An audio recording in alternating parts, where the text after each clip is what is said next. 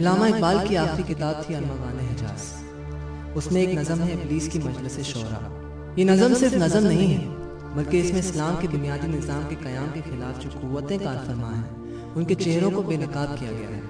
نظم کی کہانی یہ ہے کہ ابلیس کی کابینہ کا اجلاس ہو رہا ہے جس کی صدارت خود ابلیس کر رہا ہے۔ اس اجلاس میں ان تمام عوامل اور قوتوں کو ایک ایک کر کے سامنے لایا جا رہا ہے جو ابلیسی نظام کو کمزور کرنے کا باعث ہو سکتی ہیں، اور متعلقہ وزیر بتاتا ہے کہ اس نے اس کا مقابلہ کرنے کے لیے کیا حربہ سوچا ہے۔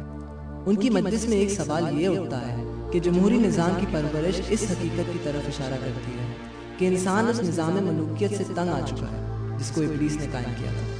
تو اس مشیر نے وزیر سیاست سے پوچھا کہ خیر ہے سلطانی جمہور کا گھوکا کے شر، تو جہاں کے تازہ فتنوں سے نہیں ہے باخبر۔ وزیر مسکرایا اور کہا کہ ہوں، مگر میری جہاں بینی بتاتی ہے مجھے جو ملوکیت کا ایک پر تو ہو کیا اس سے خطر، جبکہ محض گنتی کر کے اکثریت کے فیصلوں کے متعلق قرآن نے نہایت صاف الفاظ میں چھٹے سپارے کی 170ویں آیت میں کہہ دیا ہے کہ اگر تم محض اکثریت کو معیار اطاعت قرار دے لو گے تو صحیح راستے سے بھٹک جاؤ گے، جبکہ قرآن پاک حضور اکرم صلی اللہ علیہ وآلہ وسلم کی بعثت کا مقصد خود بتاتے ہوئے کہتا ہے وہ ان زنجیروں کو توڑ دے گا جن میں انسانیت جکڑی ہوئی چلی آ رہی تھی، وہ ان بوجھل سلوں کو اس کے سر سے اتار دے گا جن کے نیچے وہ کچلی جا رہی تھی۔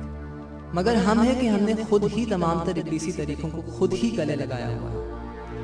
ہم سب کچھ بھول چکے ہیں۔ مذہب میں فرقہ بندیاں ہیں، مذہب کے نام پہ کاروبار ہوتا ہے، اقتدار کی سیاستیں ہوتی ہیں۔ اقبال نے اسی طرف اشارہ کرتے ہوئے کہا تھا کہ انداز بیاں گرچہ بہت شوق نہیں ہے، شاید کہ اتر جائے دل میں میری بات، یا وسعت افلاق میں تکبیر مسلسل، پاخاک کے آغوش میں تسبیح و مناجات۔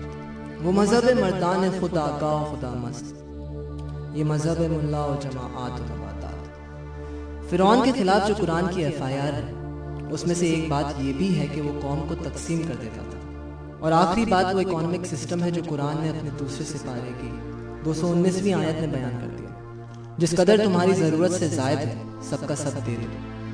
لیکن جیسا اقبال نے خود ہی کہہ دیا تھا، جانتا ہوں میں یہ امت حامل قرآن نہیں، وہی سرمایہ داری بندہ مومن کا دل۔ اور ابلیس اپنا مشن بیان کرتے ہوئے کہتا ہے تم اسے بیگانہ رکھو عالم کردار سے، تابسات زندگی میں اس کے سب مہرے ہوں۔ ہم کردار و عمل کو ہاتھ سے گرا بیٹھے اور بٹ گئے، ٹوٹ گئے۔